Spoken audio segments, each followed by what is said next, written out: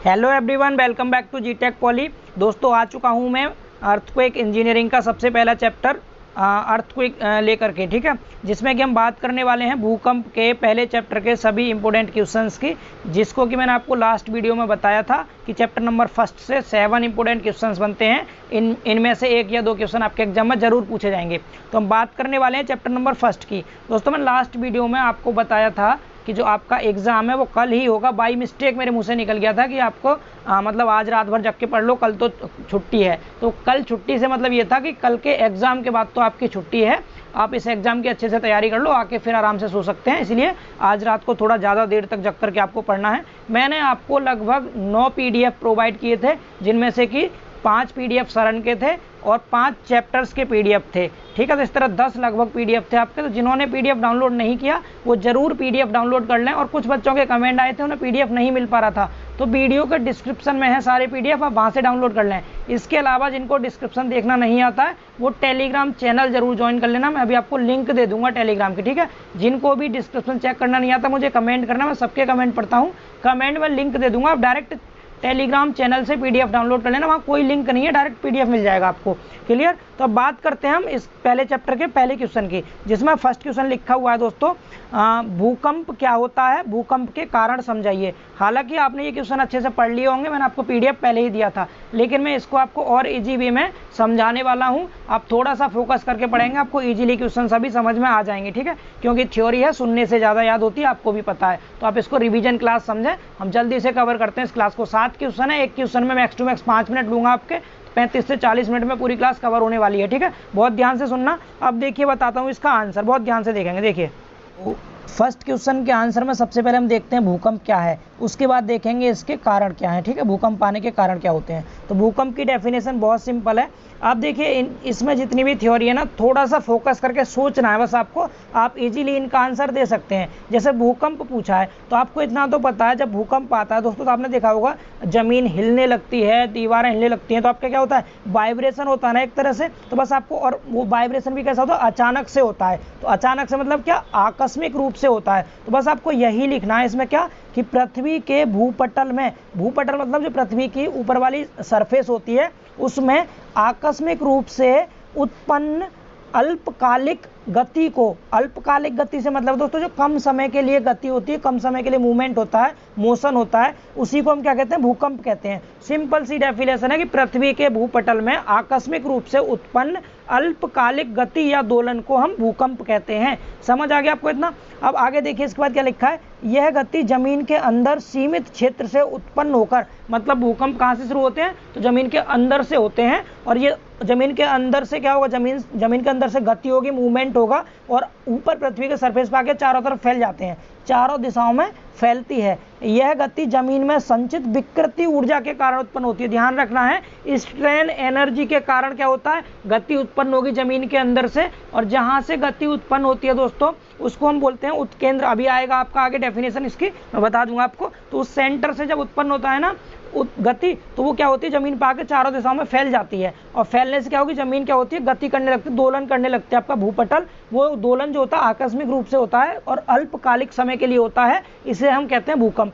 Definition सबको clear हुई। अब ये भूकंप के बारे में आप आगे और पढ़ सकते हैं, इसके कारण क्या क्या होता है तो आपको बहुत अच्छे से पता, अपनी लैंग्वेज में लिखना है। मैं जल्दी से पढ़ता हूँ क्या होता है भूकंप के कारण दोस्तों।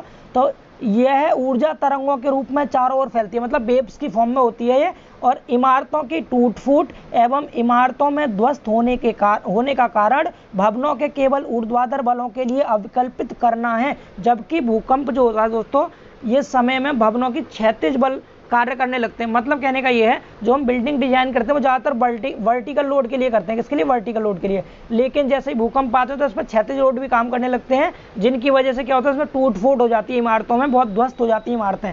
समझ पा रहे हैं आप इतना, ठीक है। ये डेफिनेशन थी। और क्या लिखा है इसमें आगे, जब कभी भूकंप के समय आग भी लग जाती है तो उस समय धन जन की बहुत अधिक हानि होती है, क्योंकि ऐसे समय में दोस्तों सभी अपने प्राण बचाने के लिए इधर उधर भागते रहते हैं।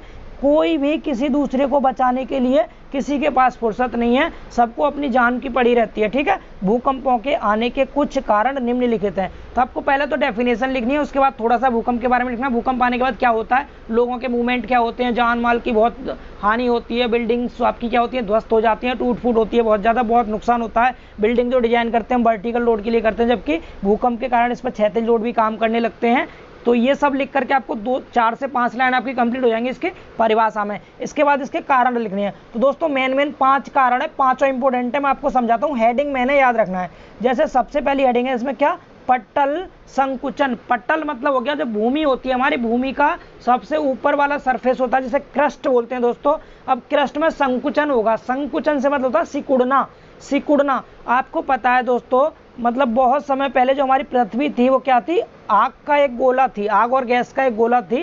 ये पहले एक सूर्य का ही परिवार था, लेकिन हुआ क्या कि सूर्य के कुटुंब से पृथ्वी क्या हो गई, अलग होकर वर्तमान स्थिति में अब टिकी हुई है। अब इस गोले की ऊपरी सतह जो होती है दोस्तों, वो धीरे धीरे ठंडी होती रहती है। मतलब पहले ये सूर्य के नियर थी, पास थी, ठीक है, बहुत वर्षों पहले। तो क्या था, ये बहुत गर्म थी, एक तरह से आग का गोला माना जाता पृथ्वी को। ठीक है, अब क्या हुआ, पृथ्वी क्या हो गई, सूर्य से अलग हो गई। अब अलग होकर इसका सरफेस धीरे धीरे ठंडा हो रहा है। अब आप खुद जानते हो कोई भी गर्म चीज जब ठंडी होती है तो वो सिकुड़ने लगती है। क्या होगा, अब इसके सिकुड़ने के कारण पृथ्वी के अंदर क्या होता है, द्रव्यों का समायोजन, मतलब जो पदार्थ भरे हुए हैं उनका समायोजन ठीक प्रकार से नहीं हो पाता, जिनकी वजह से इनमें क्या होता है, तनाव बल उत्पन्न हो जाता है दोस्तों अंदर। ठीक है, और तनाव बल उत्पन्न होने की वजह से इसकी सीमा पार कर जाने पर ये भूगर्भीय चट्टानें टूट फूट करके भूकंप पैदा करती हैं। सीधी सी बात है दोस्तों, जो आपकी पृथ्वी होती है उसके ऊपर वाले सतह में क्या होगा, संकुचन हो जाएगा। मतलब पहले सूर्य से जुड़ी हुई थी तो आग का गोला थी, अब सूर्य से अलग हो गई है तो ठंडी होने लगी। ठंडी होने के कारण इसका जो पटल है वो संकुचन हो गया, मतलब सिकुड़ने लग गया। अब सिकुड़ने की वजह से चट्टानों में टूट फूट होने लगी। टूट फूट होने की वजह से क्या हुआ, भूकंप पैदा हो गया। भूकंप का पहला कारण हो गया ये। आप यहाँ देख सकते हैं, यहाँ पर प्रारंभिक स्थिति में कैसी थी, बिल्कुल सीधी थी, देख लीजिए आप। ठीक है, एकदम सीधी है, स्ट्रेट। अब विकृत हो गई है, जब अलग हो गई सूर्य से तो क्या होगी, जो पृथ्वी की सतह है क्या होगी, थोड़ी सी देख सकते हैं आप, सिकुड़ गई है। ठीक है, कर्व बनने लग गया, यहाँ पर देख सकते हैं, यहाँ भी देख लीजिए हल्की सी ऐसे करके सिकुड़ गई है, दिख रहा है आपको। अब ये सिकुड़ गई तो सिकुड़ने की वजह से क्या हो गया, इनमें सरक गई, यानी ये और इन दोनों के बीच में क्या हो गया, थोड़ी सी सरक गई, आगे सरक गई है। अब ये आगे सरक गई जब आपकी पटल, तो क्या हो गया, इसकी वजह से इसमें क्या हो गया, आपकी वाइब्रेशन होगा, पूरी जमीन हिलने लग जाएगी एक तरह से, हिलने की वजह से भूकंप पैदा होगा। तो ये पटल संकुचन हो गया। दूसरा मेथड देखते हैं जल्दी से, समझते चलिए। ज्वालामुखी मैग्मा। ज्वालामुखी मैग्मा आपने बहुत अच्छे से पढ़ा होगा, आपने ये उसमें पढ़ा होगा भूगोल में। क्या होता है, जमीन के अंदर आपको पता है दोस्तों, तापमान और दाब बहुत ज़्यादा होता है। अब जमीन के अंदर जो भी पदार्थ होते हैं वो अधिक ताप और दाब के कारण पिघलने लगते हैं। तो पदार्थों की, जमीन के अंदर पदार्थों के पिघलने की अवस्था को दोस्तों हम कहते हैं मैग्मा। क्या कहते हैं, मैग्मा। अब जब मैग्मा होते हैं दोस्तों, जब भी कभी क्या होता है, पृथ्वी के अंदर उथल फुथल होती है तो ये मैग्मा क्या होता है, ज्वालामुखी फूट करके ऊपर आ जाते हैं। अब जब ज्वालामुखी फूटते हैं तो बहुत तगड़ा वाइब्रेशन होता है, पूरी पृथ्वी हिल जाती है एक तरह से। जब पृथ्वी हिलती है तो उससे क्या होगा, जैसे ही धरती हिली समझो भूकंप आ गया। समझ रहे हैं, मतलब जमीन कांपने लग जाती है, कांपने की वजह से क्या होता है, भूकंप आ जाता है, तुरंत कह देंगे भूकंप। पहला कारण था आपका पटल संकुचन, दूसरा हो गया ज्वालामुखी मैग्मा। तो पृथ्वी की, यहाँ पढ़ सकते हैं आप, पृथ्वी की ऊपरी पटल हमें ठोस दिखाई पड़ती है, परंतु इसका भीतरी भाग अभी भी पिघली अवस्था में, जिसे हम क्या कहते हैं, मैग्मा कहते हैं। अब ठोस पटल की मोटाई समुद्रों के बीच में, आप डेटा याद में रखना, डेटा छोड़ देना, यहाँ से पढ़ना सीधे। मैग्मा जब अत्यधिक दाब के कारण ज्वालामुखी से फूटकर बाहर निकलने की चेष्टा में होता है तो उस क्षेत्र में क्या होता है, पूरी भूमि क्या होती है, कांपने लग जाती है। डेट मीन्स भूकंप आ जाता है। दूसरा रीजन समझ में आया। तीसरा रीजन है प्रत्यास्थ प्रतिक्षेप सिद्धांत। अब ये प्रत्यास्थ प्रतिक्षेप सिद्धांत क्या दोस्तों, तो प्रत्यास्थ कहते हैं इलास्टिक को। तो इलास्टिसिटी के कारण आपको पता है विकृति ऊर्जा उत्पन्न होती है, स्ट्रेन एनर्जी उत्पन्न होगी जमीन के अंदर, और स्ट्रेन एनर्जी के कारण क्या होगा, भूकंप उत्पन्न हो जाएंगे। इसमें सिर्फ इतना ही लिखना था आपको, पढ़ सकते हैं। यहाँ लिखा है, भूपटल के भीतर गहराई में विकृत चट्टानों में अनेक फॉल्ट होते हैं एवं दरारें पड़ जाती हैं। ठीक है, अब इन फॉल्ट में किसी कारण विक्षेप या विस्थापन होता है, जो अकस्मात विकृति ऊर्जा निकलती है। ध्यान रखेंगे प्रत्यास्थता के कारण क्या होगी, विकृति ऊर्जा उत्पन्न होगी, यानी कि स्ट्रेन एनर्जी उत्पन्न होती है, जो क्या करती है, भूकंप की तरंगों को जन्म देती है, मतलब भूकंप उत्पन्न होता है। इतना लिख देना काफी है, ठीक है। 5 नंबर का क्वेश्चन है, टाइमिंग देख करके करना है। ऐसी गलती मत करना दोस्तों कि पूरा पेपर अटेम्प्ट ना करें आप, चाहे आधा आधा ही क्वेश्चन करना, लेकिन सारा पेपर अटेम्प्ट करके आना आपको जरूर। बाद में चाहे थोड़ी जगह छोड़ते रहना, लास्ट में लिख लेना, मगर क्वेश्चन सभी अटेम्प्ट करनी है। बात करते हैं इसके अगले रीजन की। चौथा रीजन है इसका जलाशय एवं सुरंग। तो आपको पता है दोस्तों, बहुत बड़े बड़े डैम बने होते हैं। अब डैम के पीछे की साइड में जलाशय बने हुए हैं। अब उन जलाशय में बहुत कई टन आपका पानी इकट्ठा होता रहता है, करोड़ों टन पानी इकट्ठा है वहां पर। अब उस पानी की वजह से आपको पता है जमीन पर क्या होगा, प्रेशर डालेगा, अब दबाव डालेगा। अब दबाव डालेगा, बहुत ज्यादा प्रेशर डालेगा, तो उस प्रेशर की वजह से क्या होगा दोस्तों, जो आपकी भूमि है उस भूमि में क्या होगा, वेव्स जनरेट हो जाएंगे, तरंगे, मतलब वाइब्रेशन हो जाएगा, हिलने लग जाएगी भूमि। तो यहाँ पर सिर्फ याद रखना आपको तरंगों के बारे में। अब सुरंग से मतलब क्या है, आपको पता है बहुत ज्यादा सुरंगें जब खोद देते हैं हम, बहुत गहरी सुरंगें, तो उन सुरंगों में खोदने की वजह से क्या होता है, जब उनमें बहुत ज़्यादा फोर्स काम करने लगता है, लोड काम करने लगता है, तो वहाँ पर भी क्या होता है, वो भी वाइब्रेशन को जन्म देती हैं। तो यहाँ पर आप पढ़ लेना, इस अच्छे से लिखा हुआ है, ऊंचे बांधों के पीछे बने जलाशयों में, आपको पता है बड़े बड़े डैम है, उनके पीछे क्या है, बहुत बड़े बड़े विशाल जलाशय बने हुए हैं। इनमें करोड़ों टन पानी एकत्र रहता है, और जब भूमि पटल पर दबाव पड़ता है या भूमि के भीतर खोदी गई सुरंगें क्या करती हैं, खदानें या सुरंगें जब बहुत गहरी चली जाती हैं, तब लाखों वर्षों से कायम भूपटल की स्थिरता गड़बड़ा जाती है और भूकंप को जन्म देती है। बस इतना पढ़ लेना काफी है, ठीक है, बाकी छोड़ देना नीचे का। आगे देखिए क्या लिखा है, प्लेट सिद्धांत, ये सबसे मोस्ट इंपोर्टेंट है, सबसे मोस्ट इंपोर्टेंट रीजन है इसका क्या, टाइटेनिक प्लेट्स का आपस में टकराना।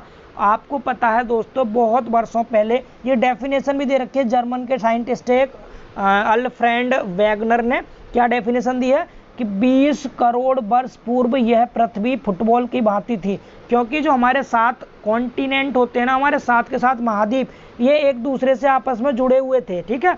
लेकिन हुआ क्या, धीरे धीरे ये सब क्या हो गए, आपस में अलग हो गए। एशिया अलग हो गया आपका, और जो ऑस्ट्रेलिया महाद्वीप है, ये सब जो 7 के 7 महाद्वीप है, धीरे धीरे क्या हो गया, अलग होने लग गए आपस में, ठीक है। तो पहले क्या थे, ये करोड़ों वर्ष पहले दोस्तों, ये हमारे 7 के 7 महाद्वीप क्या थे, एक दूसरे से आपस में जुड़े हुए थे और एक विशाल महाद्वीप के रूप में थे। परंतु बाद में पृथ्वी के गर्भ में उथल पुथल होने की वजह से और इसके ऊपरी सतह के ठंडा होने से पृथ्वी की पपड़ी में लंबी लंबी दरारें पड़ गई, और जिनकी वजह से क्या हो गया दोस्तों, ये जो आपके कॉन्टिनेंट थे ये अलग अलग होने लग गए, ठीक है। इन दरारों को हम क्या कहते हैं, भूकंप की पटिया के नाम से जाना गया इनको, ठीक है। तो इन्हीं की वजह से क्या होता है दोस्तों, पपड़ी और इसके नीचे जो मेंटल है, इसका कुछ भाग सख्त प्रकार का रहता है। तो आप यहाँ पर देख सकते हैं, सिंपल समझ रहे हैं, टाइटोनिक प्लेट्स जो होती है आपस में टकरा जाती हैं, जिनकी वजह से यहाँ पर क्या होगा, भूकंप जनरेट होता है। ये डायग्राम दिखा रखा है, पहले देखिए कैसे थे, बिल्कुल पास पास थे ये, यहाँ पर देख सकते हैं पास पास थे ये, बिल्कुल देख लीजिए आप यहाँ पर ये अच्छे से, ठीक। फिर क्या हो गए, यहाँ देखिए नीचे, अब ये तो अपसारी थे, यहाँ पर अपसारी हो गए, इसके बाद यहाँ पर रूपांतरण हो गया। अब देखिए यहाँ सरकने लग गई ये प्लेट्स आपस में, ये आगे चली गई थोड़ी सी यहाँ से, ये इधर रहेगी। जब सरक गई तो मतलब अपनी जगह से हट गई है, हटने की वजह से क्या होगा, अब हट गई तो फिर भूकंप आएगा सीधा सीधा। तो आपको रीजन देने थे, मेन हेडिंग थी, मैं याद रखना दोस्तों, मेन कितनी हेडिंग, 5, प्लेट सिद्धांत, जलाशय व सुरंग, प्रत्यास्थ प्रतिक्षेप सिद्धांत, ज्वालामुखी मैग्मा और पटल संकुचन। इन 5 हेडिंग को आपको याद रखना, ये कारण थे भूकंप के। पहला क्वेश्चन कंप्लीट हो गया, काफी बड़ा क्वेश्चन था, फिर भी मैंने कवर की, जल्दी से कवर करने की, इसको 10 मिनट में हो गया आपका क्वेश्चन। अब बात करते हैं सेकंड क्वेश्चन की, जल्दी से समझेंगे। सेकंड क्वेश्चन में है, मोस्ट इंपोर्टेंट क्वेश्चन है, इसको याद रखना आपको। क्या है क्वेश्चन, भूकंप का परिमाण स्पष्ट कीजिए और इसका मापन कैसे किया जाता है। दोस्तों परिमाण से मतलब ये इसका मैग्नीट्यूड, मतलब भूकंप का मैग्नीट्यूड, आप मैग्नीट्यूड से क्या समझते हैं, क्या होता है मैग्नीट्यूड, और इसको कैसे मेजर किया जाता है। मतलब जब कभी भूकंप आता है, हम कहें आपसे बताओ कितना भूकंप आया था, इसका मान क्या था। जैसे हम कहते हैं किसी वस्तु पर कोई बल लग रहा है, तो कितने न्यूटन का बल लग रहा था, 10 न्यूटन का, 20 न्यूटन का, ऐसे ही हम क्या कहेंगे, बताओ भूकंप जो आया था उसका परिमाण क्या था, मैग्नीट्यूड क्या था, उसका मापन कैसे करते हैं। तो सिंपल याद रखना दोस्तों, अभी अभी मैंने आपको बताया था क्या, कि जब भूकंप आते हैं तो इसमें से एक ऊर्जा उत्पन्न होती है, समझ रहे हैं, एनर्जी उत्पन्न होगी। अब जो एनर्जी उत्पन्न होती है, उस एनर्जी को हम क्या करते हैं, मेजर कर लेते हैं। उस एनर्जी का मेजरमेंट ही क्या कहलाता है, आपका परिमाण कहलाता है। सीधे कहना, आप भूकंप के समय विमुक्त होने वाली ऊर्जा के मापन को भूकंप का परिमाण कहा जाता है। जब भूकंप आते हैं तो उसमें एक ऊर्जा उत्पन्न होती है, उस ऊर्जा को मेजर करना ही भूकंप का मैग्नीट्यूड कहलाता है, मापन कहलाता है। अब ऊर्जा का कैसे करते हैं मापन, तो यहाँ पर ऊर्जा का मात्रक जूल मत समझ लेना प्लीज करके, क्योंकि भूकंप में जो ऊर्जा का मापन करते हैं दोस्तों, वो रिएक्टर पैमाने पर करते हैं। इसीलिए इसका मापन कैसे किया जाता है, तो रिएक्टर पैमाने पे किया जाता है। रिएक्टर पैमाना याद रखना, आपको रिक्टर पैमाना लिखा है यहाँ पर, ठीक है, इसको रिएक्टर बोलते हैं वैसे, तो याद रहेगा आपको। परिमाण क्या हो गया, ऊर्जा का मापन हो गया परिमाण। और मापन कैसे करते हैं, तो रिएक्टर पैमाने पर करते हैं, ठीक है। यहाँ लिख सकते हैं आप क्या, ये जो ऊर्जा उत्पन्न होती है इसको हम विपुल ऊर्जा कहते हैं। क्या कहते हैं इसको, विपुल ऊर्जा कहते हैं दोस्तों, ठीक है। अब यह ऊर्जा पृथ्वी के मेंटल व पपड़ी में स्थित चट्टानों व प्लेटों के विस्थापन व टकराने से उत्पन्न होती है। इस ऊर्जा का आधुनिक उपकरण से अनुमान लगाकर भूकंपों का मापन किया जाता है। समझ पा रहे हैं आप इसको। यद्यपि यह ऊर्जा कभी भी मापन स्टेशन तक नहीं पहुंचती है, काफी मात्रा में ऊर्जा चट्टानों को भंजित करने व ऊष्मा उत्पन्न करने में खप हो जाती है।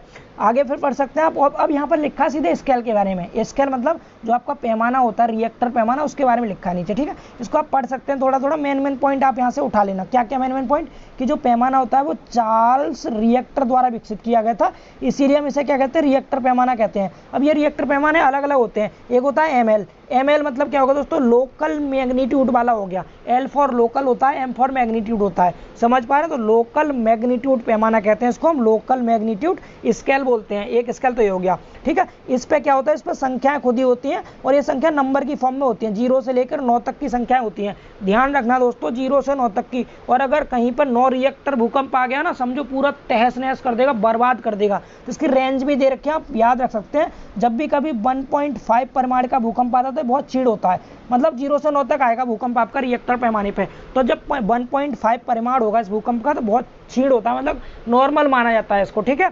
जैसे ही 4.5 यानी 4.5 हो जाता है इसका परिमाण, 4.5 रिएक्टर हो जाता है, तो इसमें क्या होता है, इसमें संरचनाओं को बहुत क्षति हो जाती है। और जब इसकी वैल्यू 8.9 तक पहुंच जाती है तो समझो प्रलय आ गई, एक तरह से बहुत भयंकर भूकंप आएगा वो, ठीक है।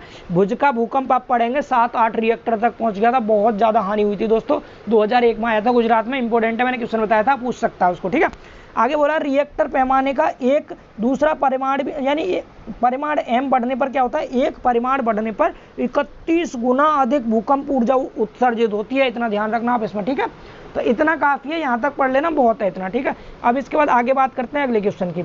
अगला क्वेश्चन था दोस्तों इसमें भूकंप की तीव्रता। अभी हमने क्या देखा, परिमाण देखा कि हम मैग्नीट्यूड क्या होता है, तो जो ऊर्जा उत्पन्न होगी उसका मापन कर लेंगे, मैग्नीट्यूड हो गया। रिएक्टर पैमाने पे मेजरमेंट करते हैं, संख्या 0 से 9 तक खुदी होती हैं इसमें।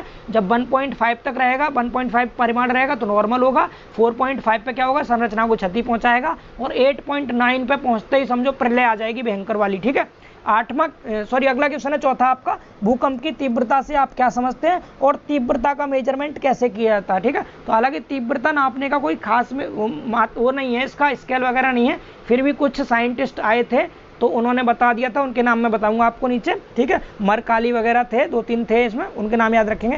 पहले आप तीव्रता समझो, भूकंप की तीव्रता होती क्या है। तो तीव्रता से मतलब होता है दोस्तों, तीव्रता होगी इंटेंसिटी। इंटेंसिटी का मतलब क्या हो गया, अगर भूकंप बहुत ज़्यादा तेज आएगा तो बहुत ज़्यादा संरचनाओं को ये क्षति पहुंचाएगा। भूकंप बहुत कम आएगा तो संरचनाओं को कम क्षति पहुंचाएगा। इसका मतलब भूकंप के कारण होने वाली क्षति से हम पता लगाते हैं भूकंप की तीव्रता का। समझ आ रहा है इतना, तो ये यहाँ लिखा होगा, पढ़ सकते हैं इसको।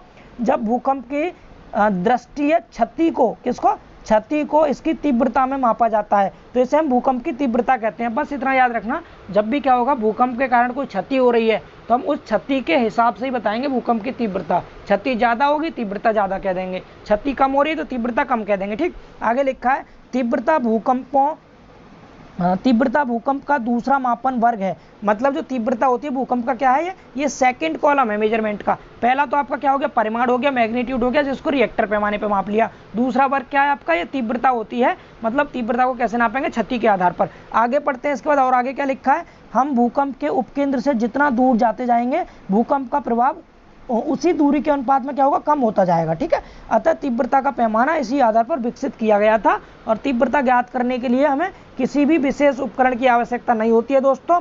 यह भू क्षेत्र में विद्यमान लोगों के अनुभव और दृष्टि के ऑब्जर्वेशन पर ही निर्भर करता है, ठीक है। ये आप पढ़ सकते हैं अच्छे से, तो आपको समझ में आ गया। अब मैं और ज़्यादा थ्योरी नहीं पढ़ता, आप खुद से पढ़ लेना। अब यहाँ पर कुछ लोगों ने क्या दिया है, भूकंप की तीव्रता मापने के लिए वो 2-3 पैमाने दे रखे हैं। एक तो दिया था किसने, रोजी फॉरेल ने दिया था। इंटेंसिटी स्केल, दूसरा किसने दिया था, मरकाली स्केल दिया था, तीसरा भी मरकाली ने दिया था लेकिन मॉडिफाई करके दिया था, थोड़ा सा संशोधित करके दिया था। तो 3 स्केल के नाम थे, आप इसमें इसे लिख सकते हैं। ये हो गया तीव्रता। समझ आ गया दोस्तों। बात करते हैं अगले क्वेश्चन की। अगला क्वेश्चन क्या, देखिए ध्यान से, इंपॉर्टेंट क्वेश्चन है, बहुत इंपॉर्टेंट है। मैंने जो कहा था कुछ परिभाषाएं लिखनी है आपको, तो टिप्पणी वाला क्वेश्चन आ गया यहाँ पर।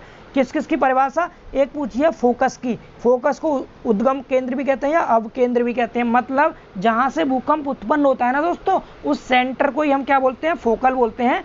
फोकल बोलते हैं इसको, ठीक है, याद रखेंगे आप। इसको ही हम हाइपोसेंटर कहते हैं। क्या कहते हैं इसको, हाइपोसेंटर। आगे फोकस दूरी पूछी, फोकस गहराई पूछी है, तो फोकस गहराई क्या होगी, पृथ्वी का जहाँ जो यहाँ सेंटर होता है इससे, और जो आपका नीचे हाइपोसेंटर हो जाएगा यहाँ तक की दूरी क्या कहलाएगी, आपकी फोकस गहराई कहलाती है।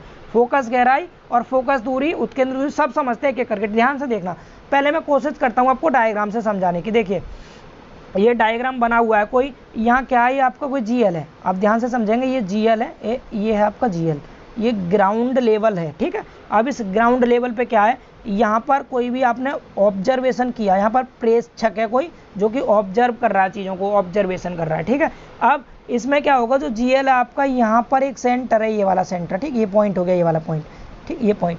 अब ये इसको हमने ई पॉइंट कह दिया, जहाँ ऑब्जर्व हो रहा था इसको डी पॉइंट बोल दिया, डी पॉइंट। और यहाँ पर जो आपका सेंटर है ये वाला, ये है सेंटर मैन, ये क्या सेंटर है आपका, जिसको हाइपोसेंटर कहते हैं, आप फोकल कहते हैं, सॉरी फोकस कहते हैं। अब इस फोकस से, ये जो फोकस है ना, फोकस किसे कहेंगे, सीधे याद रखना, जहां से आपकी भूकंप की तरंगें उत्पन्न होती है ना, यहीं से वेव उत्पन्न होती है, तरंगें। तो जिस बिंदु से, पृथ्वी के अंदर जिस बिंदु से भूकंप की तरंगें उत्पन्न होती हैं, उस बिंदु को हम कहते हैं उद्गम केंद्र या फोकस कहते हैं। आई थिंक इतना क्लियर हुआ। अब आगे समझिए इसके बाद क्या है। यहाँ पर क्या है दोस्तों, आपको ई पॉइंट था, ये ई पॉइंट, ठीक है। अर्थ के सरफेस के किसी बिंदु से फोकस तक की जो दूरी होती है दोस्तों, ये वाली परपेंडिकुलर, कैसी, लंबवत दूरी, इस लंबवत दूरी को दोस्तों हम बोलते हैं फोकस गहराई। क्या बोलते हैं, ई से एफ तक की दूरी फोकस गहराई।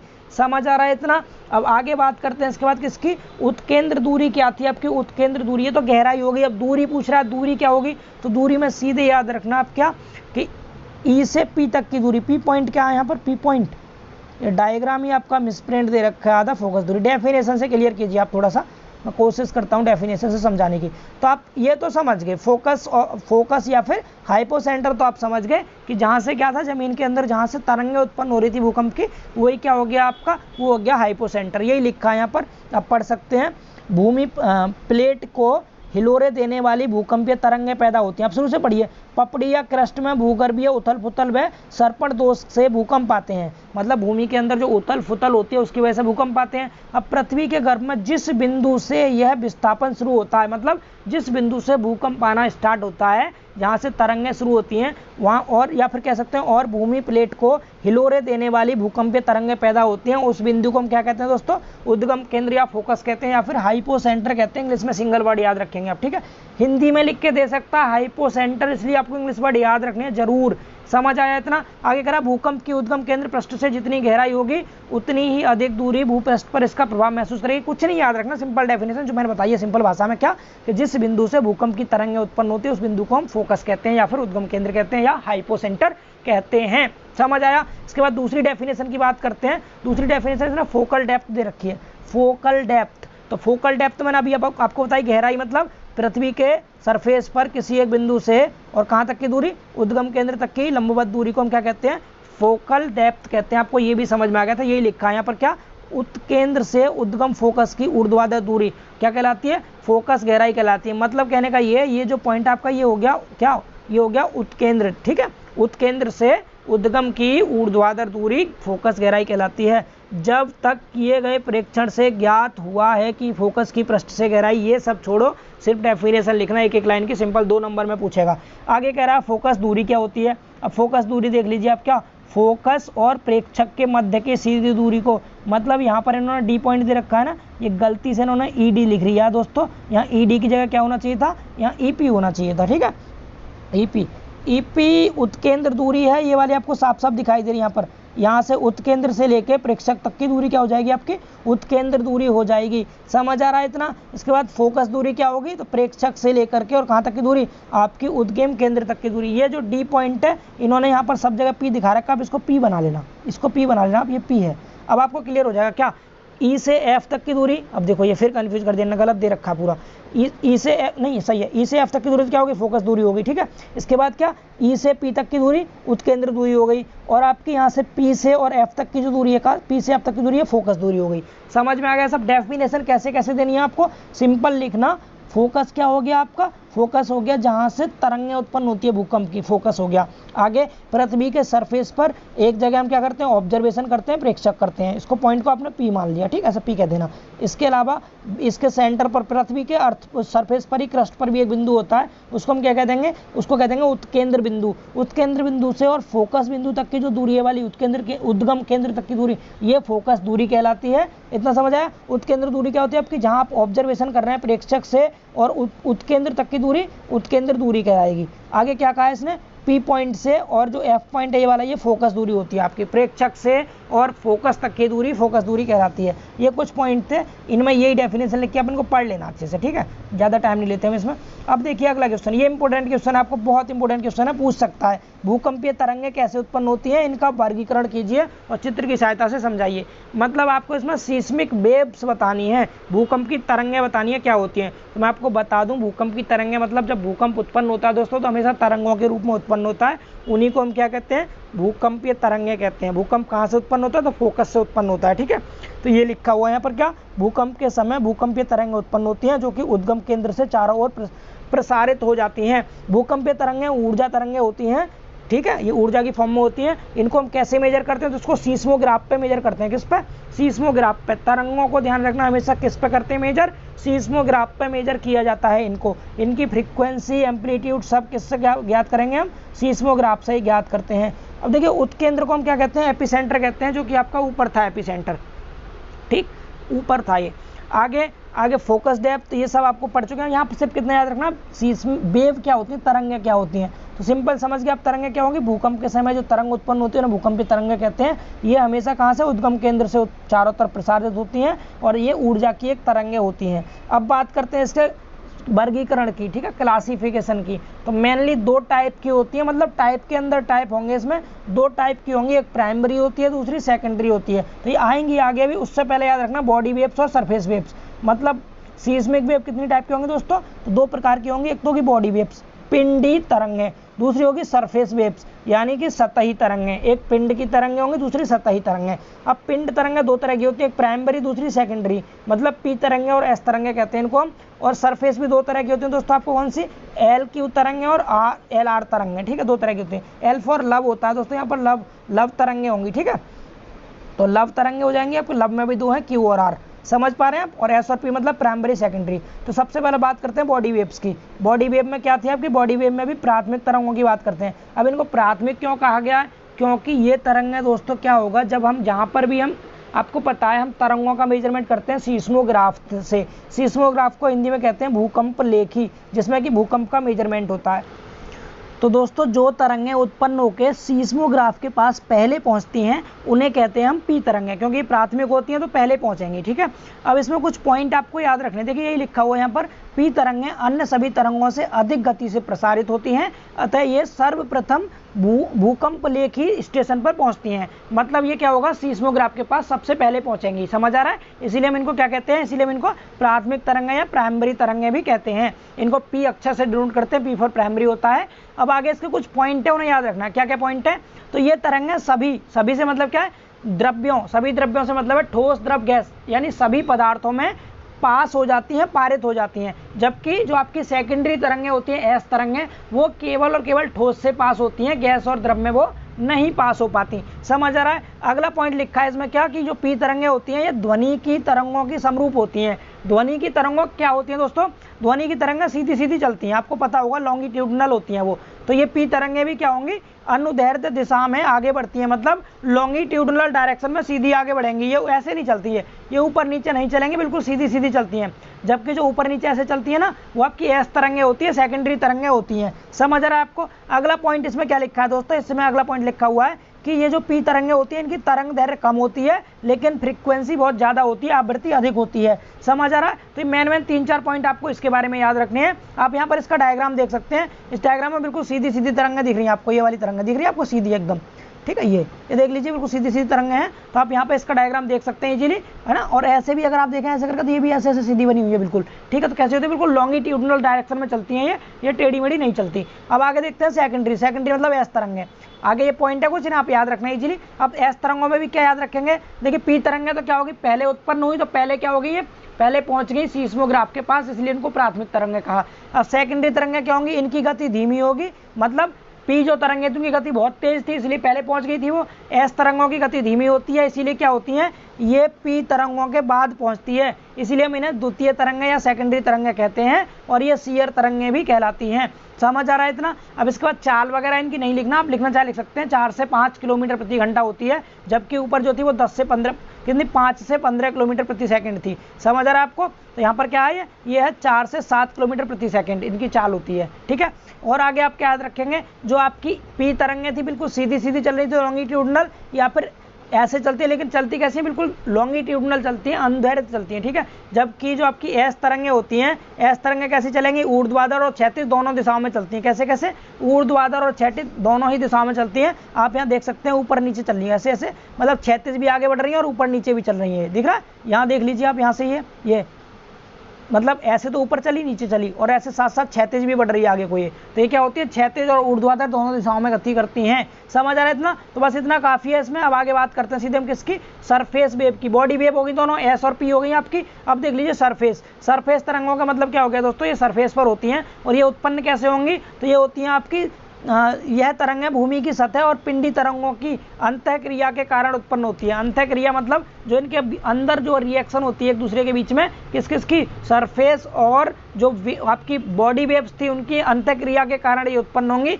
इनमें मेनली 2 टाइप की होती हैं दोस्तों। आपकी लव तरंगें थी, लव में भी कौन सी, एल क्यू और एल आर 2 थी ना।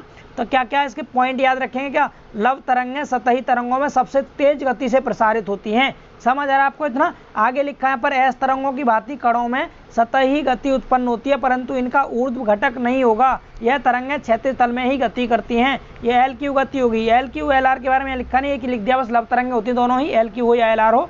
ये चैप्टर, ये क्वेश्चन कंप्लीट हो गया। बात करते हैं अगले क्वेश्चन की।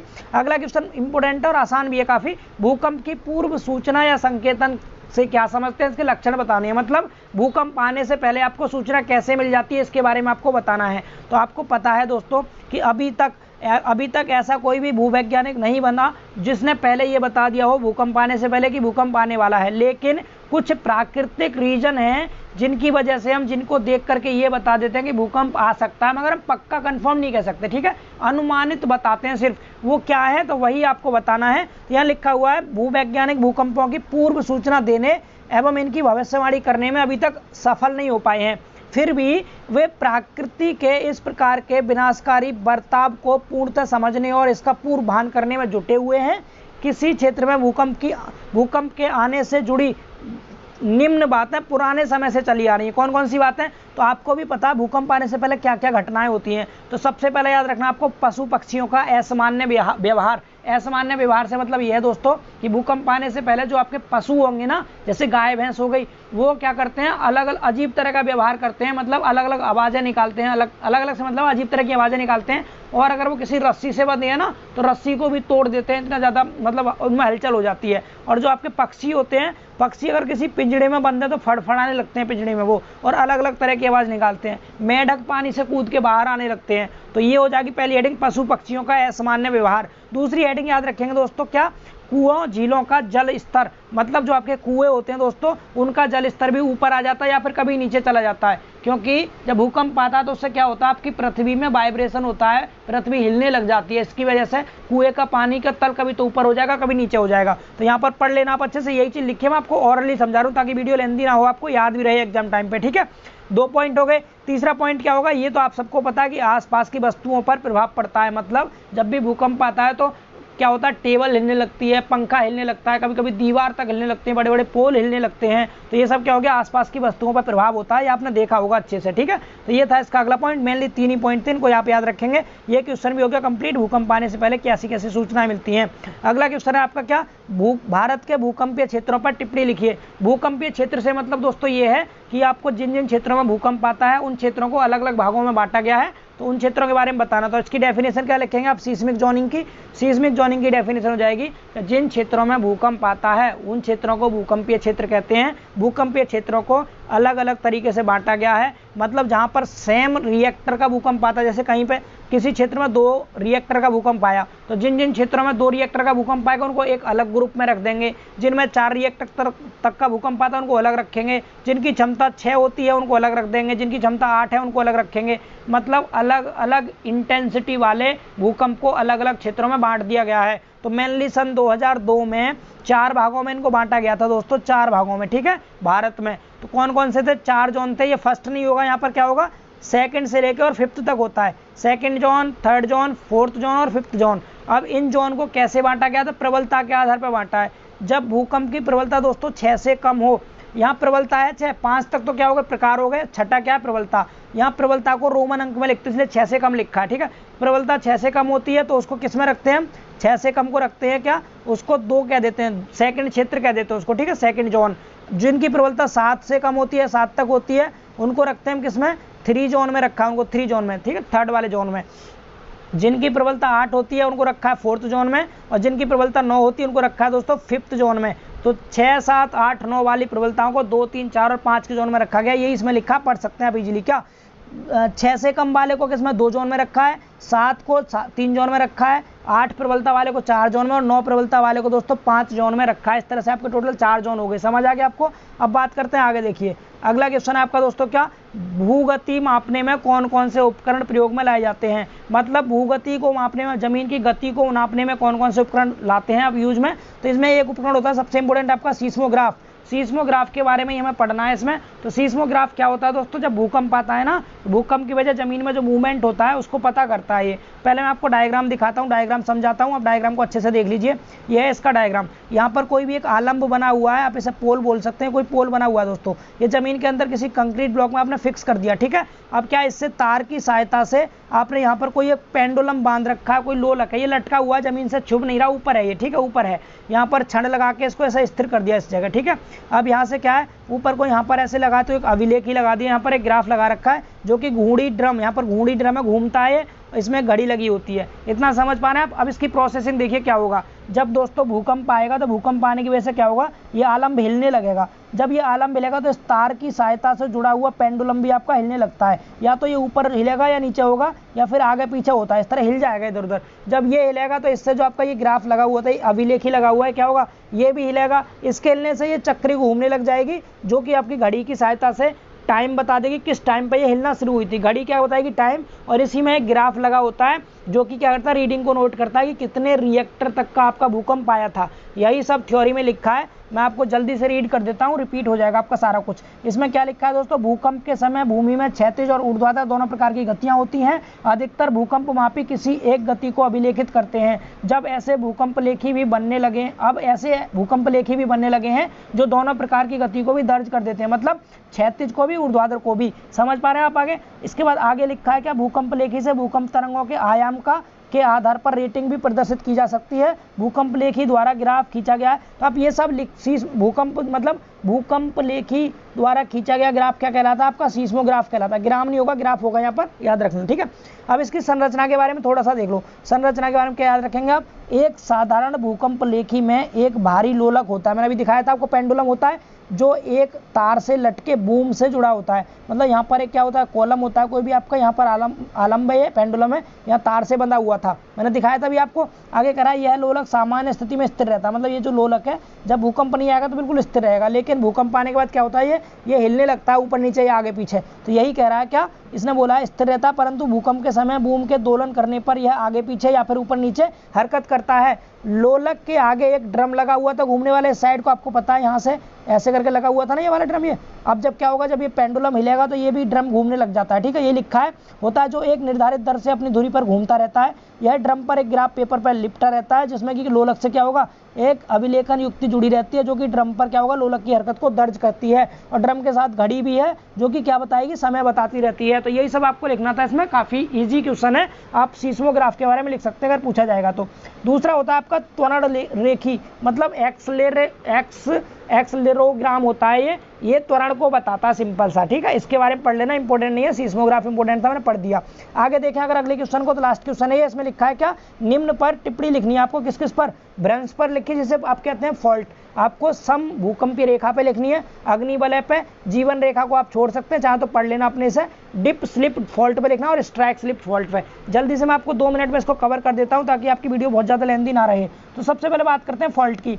फॉल्ट का मतलब क्या होगा दोस्तों, जब आपकी जो प्लेटें थी ना वो सरकने लग जाती हैं, चट्टान वाली प्लेटें, तो समझो फॉल्ट हो जाता है। सरकती कैसे है, या तो क्षैतिज सरकेंगे या ऊर्ध्वाधर सरकती हैं। तो कह रहा भीतरी प्लेटें भूकंप में भ्रंश तल के दोनों ओर स्थित चट्टानों में सापेक्ष विस्थापन या सरकन उत्पन्न हो जाता है। मतलब जो प्लेट्स थी क्या होती है, वो सरकने लग जाती हैं ऐसे, ठीक है। तो इनमें सरकन हो गया, मतलब क्या हो गया, फॉल्ट हो गया, भ्रंश हो गया, त्रुटि हो गई। समझ आ गया इतना क्या होता है फॉल्ट। आगे सम भूकंपीय रेखाओं के बारे में पूछा है।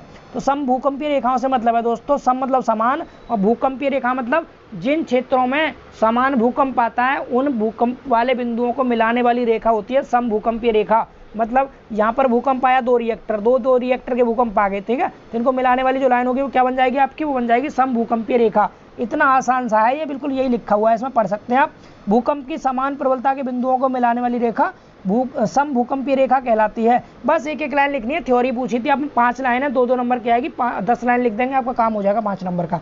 अगला है ring of fire. Ring of fire से मतलब क्या है दोस्तों, जिन क्षेत्रों में भूकंप बहुत ज़्यादा आता है, लगभग 90% से भी ज़्यादा आता है, तो उन क्षेत्रों की परिधि जो होती है ना, बिल्कुल एकदम आग उगलने लगती है, पूरी तरह से आग की तरह हो जाती है वो, इसलिए इसको रिंग ऑफ फायर कहते हैं। तो ये कहाँ पर होता है, तो जो प्रशांत महासागर है ना, प्रशांत महासागर, उसकी परिधि वाली जो पट्टी है वो विश्व के लगभग 90% तक भूकंप वहीं पे आते हैं। तो इस पट्टी को हम क्या कहते हैं, रिंग ऑफ फायर कहते हैं, अग्नि वलय कहते हैं। समझ आ गया होगा दोस्तों आपको, बस इतना ही काफ़ी था इसमें। आगे बात करते हैं, अगला आपका डिप, ये वाला जीवन रेखा को पढ़ लेना, आप इसे देखते हैं, ठीक है। Dip slip fault. स्लिप मतलब होता है सरकना, स्लिप मतलब क्या होता है दोस्तों, सरकना। तो डिप मतलब क्या हो गया, गहराई, ठीक है, गहरा सरकना। मतलब हो जाएगा जब भी कभी कोई सरकन कैसी हो, क्षैतिज और ऊर्ध्वाधर दोनों दिशाओं में होती है। कैसे, क्षैतिज एवं ऊर्ध्वाधर दोनों दिशाओं में होती है, तब हम इसको क्या कहते हैं, इस वाले फॉल्ट को कहते हैं डिप स्लिप फॉल्ट। और जब केवल क्षैतिज दिशा में होता है आपका सरकन, तो उसे कहते हैं हम स्ट्राइक। क्या कहते हैं उसे, स्ट्राइक। यहाँ देख सकते हैं आप, ये वाला क्या आपका, ये स्ट्राइक स्लिप फॉल्ट है।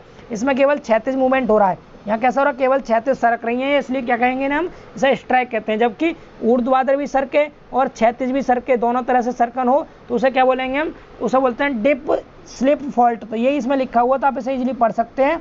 भ्रंश तल के दोनों ओर स्थित चट्टानों में सरकन की दिशा जब केवल क्षैतिज दिशा में होती है तो उसे स्ट्राइक कहते हैं, और जो ऊपर पढ़ा था आपने, जब दोनों दिशा में होती है तो उसे डिप स्लिप फॉल्ट कहते हैं। आई होप आपको समझ में आ गया होगा दोस्तों। तो मैंने बहुत जल्दी से कवर करने की कोशिश की, पहला चैप्टर था काफ़ी इंपॉर्टेंट था और बड़ा भी था, इसलिए थोड़ा टाइम लग गया इसको। आगे वाले चैप्टर में 2-2, 3-3 क्वेश्चन है, 20-20 मिनट में कवर हो जाएंगे। आप कोशिश कीजिएगा उसको खुद से कवर करने की। इसके अलावा जो आपके 4 चैप्टर के PDF बचे हुए थे, मैं आपको इस वीडियो में दे रहा हूँ। उन 4 चैप्टर को भी आप सुबह तक एक बार रिवाइज करके जाएंगे तो आपका काम हो जाएगा बहुत ईजीली। समझ पा रहे हैं दोस्तों आप। तो PDF आप डिस्क्रिप्शन से डाउनलोड कर लेना, और जिनको PDF डिस्क्रिप्शन में नहीं मिल रहा है तो आप कमेंट करना मुझे, मैं कमेंट में आपको रिप्लाई में लिंक दूंगा टेलीग्राम का।